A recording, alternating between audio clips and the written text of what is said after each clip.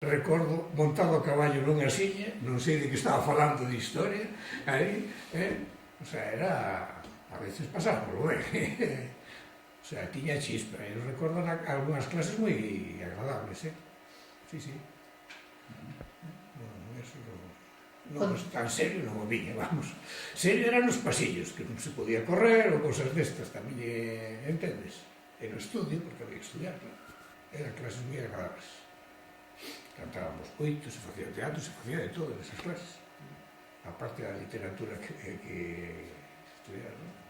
Se ademais, polo menos decían que sabía hasta sánscrito e por aí, falaba, era un erudito, unha persona moi preparada. E unha cosa que non entendo que hubieran tardado tanto en facer o Día da Letra Galega dedicada a ser. Unha cosa que non se entende, non?